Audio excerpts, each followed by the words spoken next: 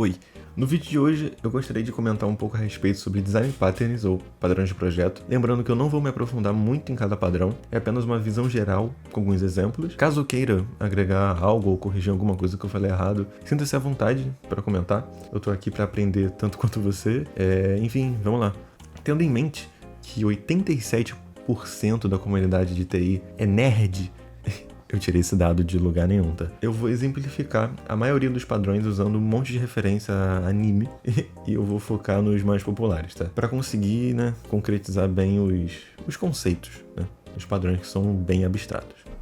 Bom, tá ligado quando tu tá tentando arrumar teu código que ele tá totalmente poluído, mal organizado, ou surge uma nova funcionalidade, que você fez uma função nova e você quer adicionar e parece que você tem que mudar tudo. Bom, daí que entram os design patterns, ou padrões de projeto. Eles são basicamente formas já conhecidas e eficientes de resolver problemas que aparecem com frequência quando você está programando.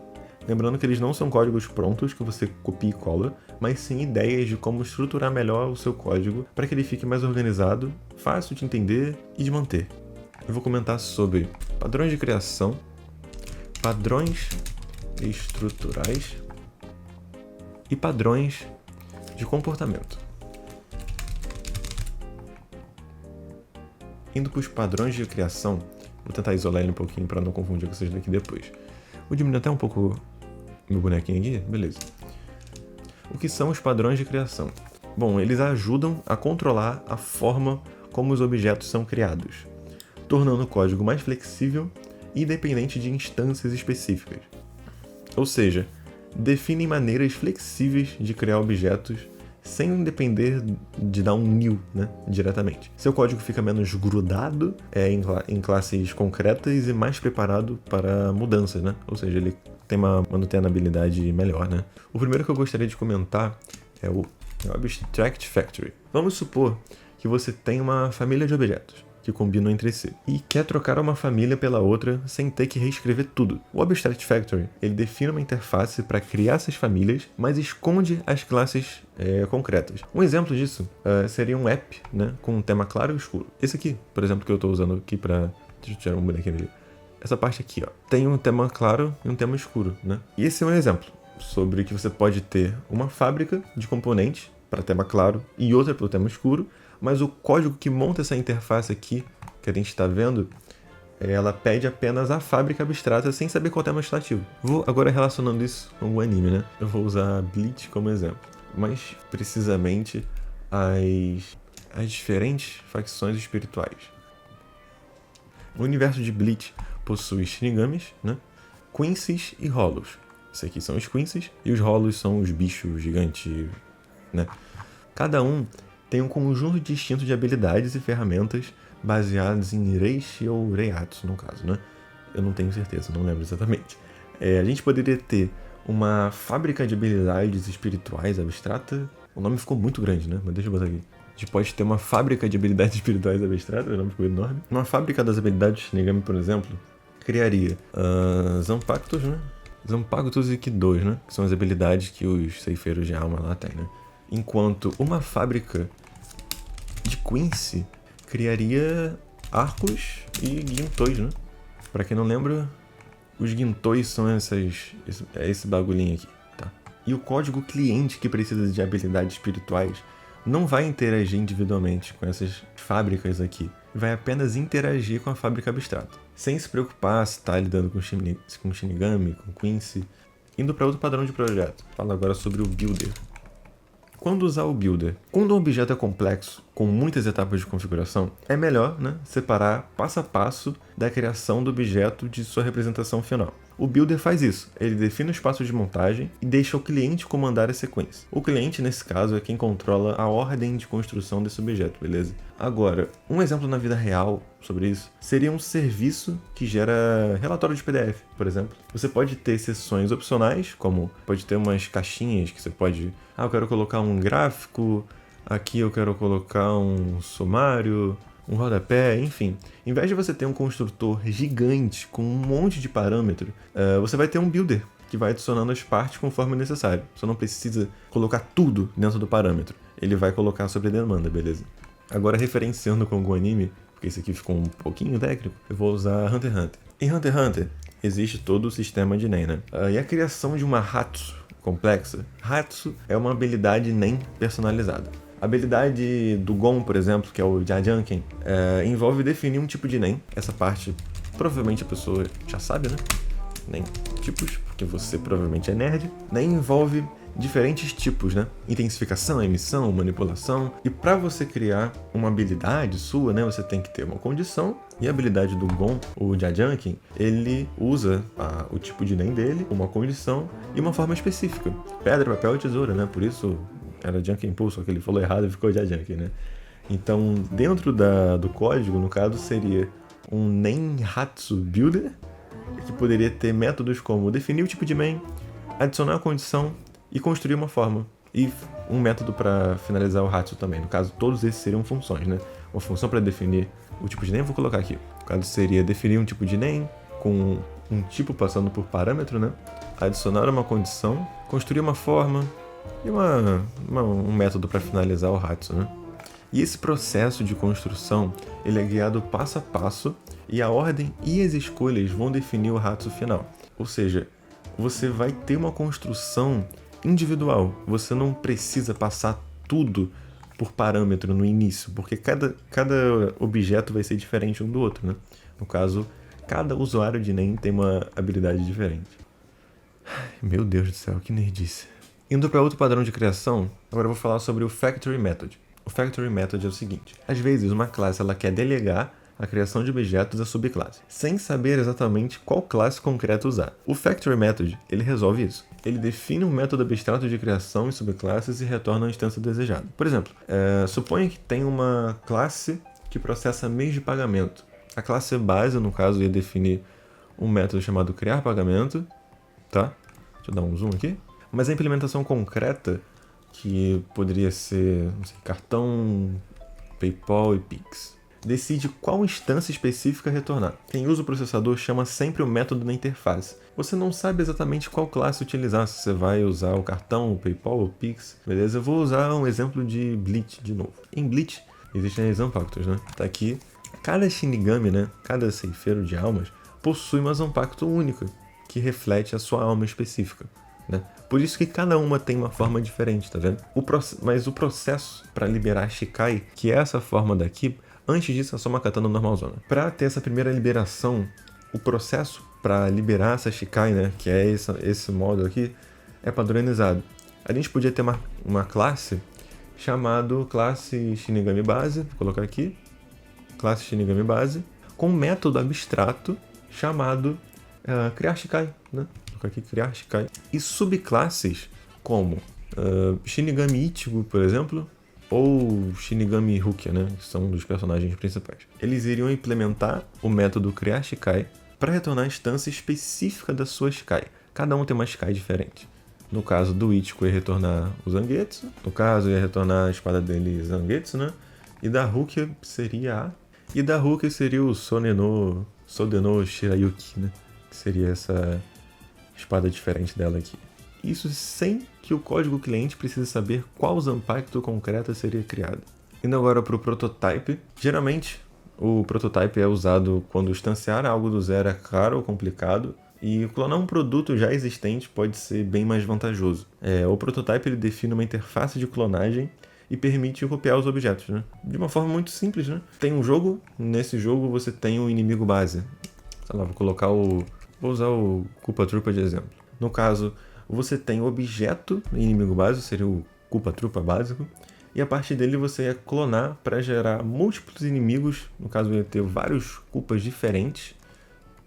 Vou colocar aqui os Koopas diferentes, só que eles têm pequenas variações. Vamos supor que desse daqui, o casco, ao invés de ser verde, ele vai ser, não sei, vermelho. Do outro ele vai ter um casco azul. Então eles teriam pequenas diferenças. Ao invés de você ter que criar uma nova classe para cada Koopa Troopa, você clona um base e adiciona pequenas variações nos outros dois. Usando o Hunter x Hunter de exemplo de novo, O que seria uma boa citar, né, seria a habilidade de Enem de alguns conjuradores para criar múltiplos objetos idênticos a partir de sua aura, né? Vamos supor que tem um personagem de Hunter x Hunter que ele consegue criar espada do zero. Cria uma espada, usando a energia dele, no caso o Enem. Para criar várias espadas para um exército de marionete, o cara tem um monte de marionete. Assim. Para criar várias espadas para um exército de marionetes, ele pode usar o prototype para criar espadas diferentes. Ele vai clonar a espada base para adicionando pequenas variações, como uma lâmina mais afiada, um cabo diferente, uma lâmina um pouco mais curvada, sem ter que construir uma espada do zero, né? Que gastaria muito mais da energia dele pensar, tá, como que eu vou criar uma espada? Eu vou lá e crio do zero, mentalizo uma espada, não. Assim acaba sendo mais eficiente, né? É menos custoso, né? Acaba sendo menos custoso para ele. Agora, o padrão Singleton. Geralmente o Singleton é usado quando você precisa garantir que haja apenas uma instância de uma determinada classe em toda a aplicação. Um exemplo disso é um gerenciador de configurações, uma conexão com um banco de dados ou um sistema cache. Vou colocar aqui como exemplo. Gerenciador de configurações. Esses são alguns exemplos que eu visualizo um pouco de sentido de você usar o Singleton. Um exemplo mais prático, né, seria uma aplicação web que tem um objeto que carregue as configurações do sistema, e ele deve ser único durante toda a execução. O Singleton, nesse caso, garante que todo acesso referencie a mesma instância. Usando Hunter x Hunter de novo, vou ser bem rapidinho, né? A Associação Hunter. Existem os Zodíaco, que são esses carinha aqui.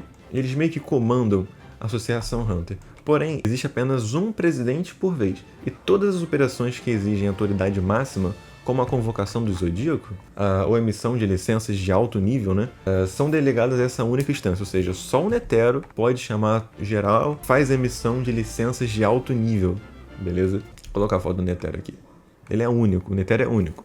Só pode ter um presidente por vez, beleza? Indo agora para os padrões estruturais, o que eles são? Para que eles servem? Eles mostram formas eficientes de organizar as classes e objetos, formar estruturas maiores e mais flexíveis. Eles ajudam a garantir que diferentes partes do código se conectem bem entre si, mantendo o sistema modular, reutilizável e fácil de se manter. Em resumo, eles cuidam de como os blocos de código se encaixam. O primeiro que eu gostaria de comentar é o adapter.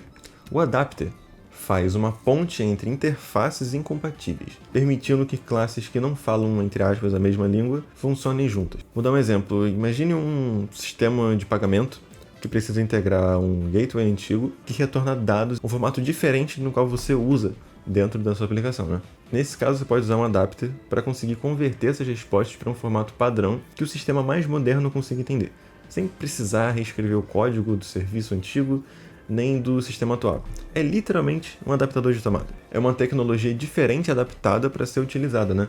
Você não tem... A sua tomada de casa não tem 3 pinos. Daí você tem que usar um adaptador para converter, entre aspas, o tipo de dado para que o sistema entenda, no caso, para a tomada entender. Indo para um outro padrão, eu queria falar agora sobre o bridge. Ele separa a abstração da implementação, permitindo que ambas variem independentemente e evitando a explosão de classes para todas as combinações possíveis. Geralmente, você usa quando há uma hierarquia de abstrações e outras de implementações, que podem se combinar de várias formas. Ou também, né, você quer poder trocar ou estender implementações sem alterar a hierarquia de abstrações e vice-versa. Um exemplo mais prático seria um app de desenho. Esse aqui que eu tô mesmo. Você pode ter formas diferentes, tem um círculo, tem um retângulo e tem um monte de API de renderização. O Bridge permite combinar a forma e renderização sem ter que criar classes para cada par possível, né? Vou dar um exemplo usando um outro anime que eu não usei, né? Vou falar de One Piece, que é bem mais popular. O exemplo que eu gostaria de usar seria usando as Akuma no Mi, né? Seria a relação entre os usuários de Akuma no Mi e os tipos de poder, né? Que existem 3 tipos, né? Um é que muda a forma do usuário, o outro que basicamente transforma ele em um bicho, ele vira metade bicho, metade humano, e um outro que ele vira um elemento, ele se torna fogo, se torna, sei lá, raio. A abstração nesse caso seria um usuário de Akuma no Mi, vou colocar aqui uma classe usuário de Akuma no Mi, que pode realizar ações, no caso métodos como ativar o poder, se transformar. E as implementações seriam os diferentes tipos de Akuma no Mi. Tem uma implementação que pode ser o poder Paramécia, que é o que muda a forma do corpo, né? Zoan, que ele vira bicho, basicamente. E o Logia, que ele se torna um elemento. Nesse caso, o usuário de Akuma no Mi não precisa saber os detalhes da implementação de cada poder. Ele apenas delega para a interface do poder da Akuma no Mi. Isso permite que novos tipos de frutas sejam introduzidos, meio que num sistema, né? Sem alterar a hierarquia dos usuários, supondo que One Piece seja só um videogame, né? E você programou, enfim, é algo bem abstrato isso, mas... Indo para outro padrão estrutural, queria comentar a respeito sobre o Composite. O que ele faz? Ele trata os objetos individuais e composições da mesma forma. Ele ajuda a montar hierarquias como parte de um todo. Por exemplo, no menu de interface, itens simples e submenus podem ser tratados uniformemente. Cada menu pode conter outros itens ou submenus. Você pode invocar um render, uma função, um render, né? Literalmente. Um render ou um clique em ambos, né? No caso, seria um menu que você clica e tem outro menu, tem outro menu. Usando One Piece como exemplo, a estrutura de um bando pirata, como o Chapéu de Palha, pode ser tratado como uma entidade única. É um objeto composto, mas também é composto por membros individuais, como Luffy, Zoro, enfim. Operações como navegar, atacar, podem ser chamadas na classe específica, bando do Chapéu de Palha, por exemplo, que delega para cada membro. Ou seja, tem uma classe, comanda tudo, que é tratada como uma entidade única, é o bando inteiro, é um objeto composto, mas também tem objetos individuais, que são os integrantes, né? O Luffy, o Zoro. E as operações, os métodos daquela classe, como navegar, você pode ser delegada para algum membro. Delegar a navegação para o Zoro é um pouco complicado, né? Mas enfim, estamos apenas em um cenário hipotético. Nesse caso, um membro do bando, né? Pode ser um cozinheiro, um espadachim ou um novo composto. Pode ser um novo grupo de ataque dentro do bando, todos tratados de maneira uniforme, né? Agora comentando a respeito do Decorator.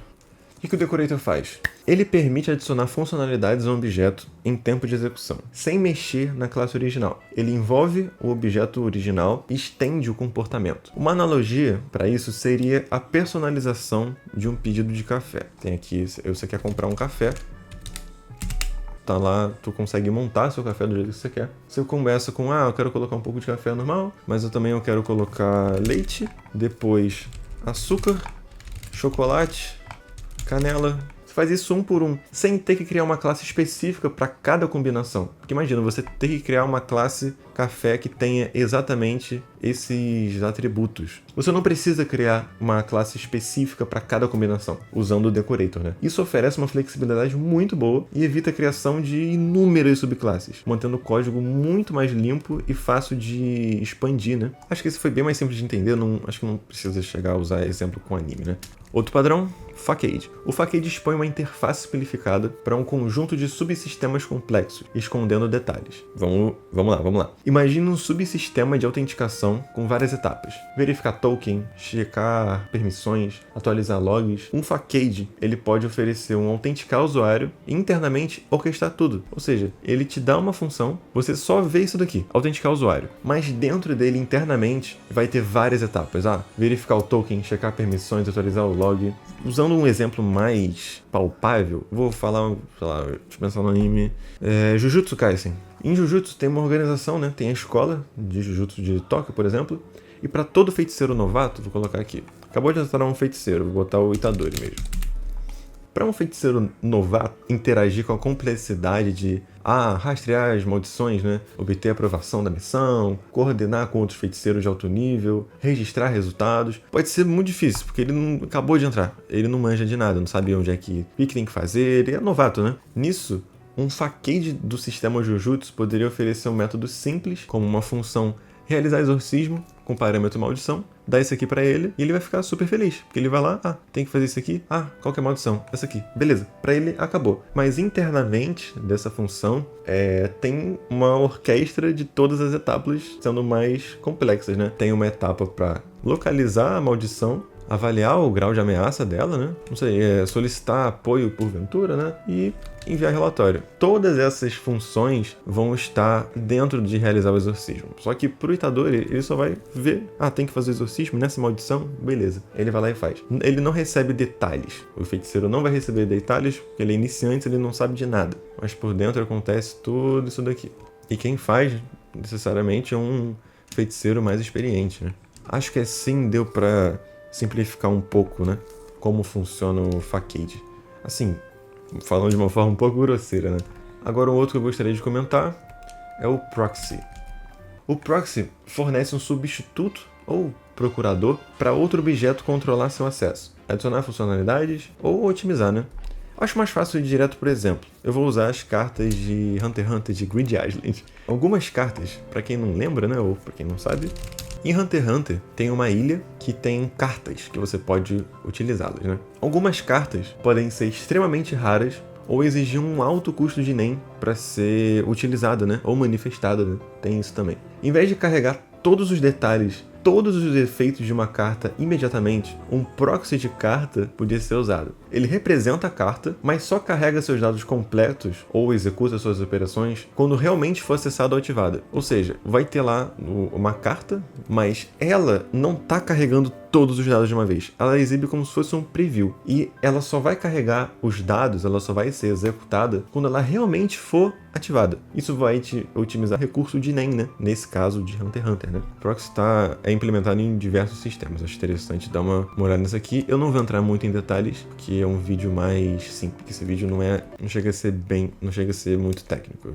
Eu tento simplificar ao máximo. Indo agora para os padrões de comportamento. O que eles fazem, né? Por que eles são úteis? Eles focam na comunicação entre os objetos. Esse é o principal do comportamento. Seria a comunicação entre os objetos. Ela ajuda a organizar o fluxo de controle e a colaboração para que o software seja mais flexível e reutilizável. O primeiro que eu gostaria de falar é o Observer. O Observer, ele define uma dependência 1 para N. Lembra disso de banco de dados, ML? Quando o objeto ele muda de estado, ele notifica os observadores sem conhecê-los fortemente. Dando exemplo mais na vida real, né? Finge que você está na bolsa de valores e você quer saber quando o preço de uma ação específica muda. Vamos supor, né? Estou aqui investindo ação, você está investindo nessa ação aqui. E ela tem um preço específico. Vamos supor que ela custa, sei lá, R$7. Ações das bolsas mudam o valor, né? E frequentemente. Para você não ter que ficar consultando a bolsa toda hora para ver para onde vai o preço disso, para você não ter que ficar consultando isso toda hora, no caso de um sistema que implemente o Observer, né? Você vai lá, marca uma caixinha para você ter atualizações sobre aquela ação. Isso tem em serviços tipo na Amazon, né? Tem um item que está fora de estoque, você quer saber quando ele vai ficar disponível, você marca uma caixinha, avise-me quando ficar no estoque, né? Basicamente, né, nesse caso da bolsa, quando o preço mudar, o objeto, no caso, mudou de estado, ele vai te notificar automaticamente. E todo mundo que assinou isso daqui, né? Todo mundo que assinou a checkbox aqui vai receber a mensagem. Sem saber exatamente quem você é ou quantos são. É uma forma bem eficiente de manter muitas partes interessadas atualizadas, sem que precise conhecer uma outra, né? Usando o exemplo de anime, quando uma maldição de grau especial, nesse caso seria um assunto, aparece ou muda de local, múltiplos feiticeiros, que seriam os observadores, eles precisam ser notificados. Deixa eu colocar uma maldição Jujutsu aqui. Vamos supor que o Mahoraga spawnou do nada. E o fato dele ter spawnado, ele vai trigar um evento. Ele vai acionar um evento, que seria o aparecimento de uma maldição, ou a mudança de uma energia amaldiçoada. Os observadores, que seriam os feiticeiros, eles sentiriam, caramba, eu senti um negócio aqui, mudou a energia, uma maldição apareceu. Todos os feiticeiros que estão, entre aspas, inscritos, né, no assunto, todos os feiticeiros que sintam a maldição, eles vão observar esse tipo de evento. No caso, os feiticeiros, né, sei lá, o Gojo vai sentir, enfim. Eles vão receber a notificação que a maldição apareceu e vai poder reagir de acordo sem que a maldição precise conhecer o feiticeiro. A maldição não precisa chegar nele e eles vão descobrir, caramba, tem uma maldição aqui. Eles meio que vão sentir quando ela chegar. O fato da maldição spawnar vai trigar um evento. Basicamente, isso que o Observer faz. O segundo que eu quero falar seria o Strategy. O Strategy, ele permite trocar algoritmos em tempo de execução. E ele define uma família de algoritmos encapsulando cada um. Vou usar um exemplo de sistema de ordenação. Se você teve estrutura de dados na faculdade ou já estudou um pouco, você tem estratégias diferentes, né, para ordenar. Você tem o Quicksort, você tem o Merge Sort, você tem o Heap Sort. O Strategy ele vai escolher qual utilizar conforme o tamanho ou a característica dos dados específica. Ele vai decidir, tem uma lista que compensa mais usar o Quicksort. Na verdade, eu acho que o Merge Sort se aplica mais, só que não tenho certeza, agora a lista cabe mais ao Heap Sort. Enfim, ele que vai decidir em tempo de execução. Ele troca o algoritmo, tá? Passa no algoritmo de Quicksort, tá? Mas agora o Quicksort não é muito mais eficaz, eu vou usar o Merge Sort. Acho que deu pra entender, né? Usando isso para um anime, forçando um pouquinho, tu tá lá lutando, vamos por Hunter x Hunter. Hunter x Hunter tem muita estratégia durante os combates, né? O Gon, ele pode ter uma estratégia corpo a corpo, ele pode usar o Jajangqueon, ele pode, não sei, na luta contra o Hisoka, ele usa o chão para enganar ele. Enfim, ele usa diversas estratégias durante o combate. Basicamente, é isso o nome, né? Estratégia. Então, acho que fica um pouco mais simples de entender, né? O padrão dessa vez é o Command. Vou diminuir um pouco o bonequinho aqui, só pra não ficar muito poluído. Esse bonequinho aqui, se alguém pergunta, eu não usei nenhum programa, eu fiz. Se eu apertar com o botão direito ele vira e o escuro do mouse ele... Se eu paro de falar, se eu falo, enfim. Só que se eu falo de novo, ele não dá o pulinho que tem um cooldown. Basicamente é isso. Se você quiser, eu posso fazer um vídeo mostrando isso aí. Enfim. O que o Command faz? Ele encapsula uma solicitação como objeto, permitindo parametrizar clientes com diferentes solicitações, enfileirar ou registrar operações. Um exemplo prático, né? Um editor de texto. Um editor de texto tem ações como cortar, se eu escrevo qualquer coisa. Enfim, eu posso recortar, eu dei Ctrl X, eu posso colar, eu posso desfazer. Isso seria usar um command, né? Literalmente comandos. No caso, o command não é só tipo, Ctrl+C um command. Beleza, está no contexto que ele faz isso daqui. Ele encapsula uma solicitação como um objeto, permitindo parametrizar clientes com diferentes solicitações, enfileirar ou registrar operações. Ele está dentro do contexto de POO. Não vai achar que command é só Ctrl+X, Ctrl+C, enfim. Certamente que para fazer esses comandos tem PO envolvido, né? Programação orientada a objeto. O próximo padrão seria o Iterator. Ele oferece uma forma de acessar elementos de uma coleção sequencialmente, sem expor a estrutura interna. Ou seja, recapitulando, ele permite que você percorra uma coleção, como uma lista de música, por exemplo. Sem precisar saber como as músicas estão armazenadas, pode estar salvo no array, uma lista ligada, sei lá, encadeada. Pode estar no banco de dados relacional ou não relacional, pode estar no JSON também. Além de possibilitar criar versões personalizadas do Iterator. Um exemplo disso, tu tá no Spotify. No Spotify, você pode reproduzir só suas músicas favoritas. Você pode, quando você adiciona numa fila, vai adicionar a fila direto, né? E manter múltiplos iteradores independentes acessando simultaneamente a mesma coleção. Cada um tem seu próprio estado, sem modificar a estrutura interna dos dados. Ou seja, você consegue navegar pelas músicas sem saber quais músicas estão lá. Então, usando, de novo, a analogia de Grid Island. Grid Island tem uma lista de cartas, né? Grid Island temos essas cartas, tem uma lista dessas cartas. Quando você aciona o inventário dentro do anime, geralmente o jogador consegue percorrer um por um ou apenas filtrar, né? Eu quero saber quais são os que me teleportam, os que são artefatos mágicos, os que são armas, sem que o código do jogo precise saber como esses itens estão armazenados internamente. Seja um array, uma lista desligada, seja, você vai fazer um filter, você vai mexer, manipular esses dados sem saber bem da estrutura interna deles, sem saber como eles estão armazenados, beleza? Vou colocar aqui só para ficar mais claro. Oferece uma forma de acessar elementos de uma coleção sequencialmente, sem expor a estrutura interna. Basicamente, o Iterator é isso, né? Acho que assim fica um pouco mais didático, né? Mais um padrão, agora o Chain of Responsibility. O que ele faz? Ele permite passar uma requisição por uma cadeia de objetos até que alguém a trate. Vamos lá, não é tão complicado assim, eu vou conseguir deixar isso um pouco mais claro. Pensa que você está processando um pedido. Você está processando um pedido, seja enviado por uma sequência de objetos, tem a validação de estoque, aplicação de desconto, processamento de pagamento, envio, e cada um decide se trata a requisição ou passa para o próximo, sem que o remetente saiba com quem, né, efetivamente resolveu, o que promove baixo acoplamento, flexibilidade para adicionar ou remover etapas dinamicamente e clareza da responsabilidade de cada elemento da cadeia. Ficou um pouco complexo de entender só falando. Vou usar de novo Hunter x Hunter. O processo para você tirar uma licença Hunter, tá? Para você ser um Hunter, ou de uma missão de alto risco, um pedido pode ser enviado, né, para uma autoridade de primeiro nível, por exemplo. Um examinador, geralmente, é uma autoridade de primeiro nível. E vai verificar se pode aprovar. Se não, passa para a autoridade de nível médio. Será que compensa chamar um cara de alto nível ou chamo um de nível médio? Ou se não, um nível médico, será que eu uso algum do Zodíaco? Ou seja, vamos passando de passo a passo para ver se cabe aquele tipo de Hunter, sabe? Se não, pode chegar até o presidente da associação, por exemplo. Meio que o Chain of Responsibility, ele vai pegar uma cadeia de objetos e vai meio que delegar tarefas de acordo com a responsabilidade. Você não vai chegar no estagiário e vai falar para ele decidir o rumo da empresa. Você não vai chegar num diretor e vai falar para ele, não sei, fazer um café. Coitado do estagiário, né? Mas enfim, basicamente esse que é o Chain of Responsibility. Chain é uma cadeia de responsabilidade, né? Seria uma cadeia de responsabilidade, por assim dizer. Chain é uma corrente, mas enfim, acho que deu para entender bem. Indo para outro padrão, vou falar sobre o state. O padrão state, ele permite que um objeto, né, como um player de vídeo, por exemplo, altere completamente seu comportamento quando seu estado muda, parecendo mudar de classe. Por exemplo, tá assistindo um vídeo, tem um vídeo passando aqui. Quando você dá play, no momento que ele tiver pausado, o vídeo tá pausado aqui, ele começou pausado. Você deu play, o vídeo despausa e começa. O play inicia a reprodução e muda para o estado tocando, fazendo em grafos, né? Tem aqui um estado, tem outro estado aqui. Aqui ele tá pausado, aqui o vídeo tá pausado e aqui o vídeo tá rodando. Se você dá o play no controle, ou fingindo que você tá na televisão, né? Você aperta com o botão do mouse no player do YouTube e o vídeo vai rodar. E vice-versa, se o vídeo estiver rodando e você der apertar com o mouse, ele volta pro pause. Basicamente isso são estados. Existem diagramas de estados na UML, né?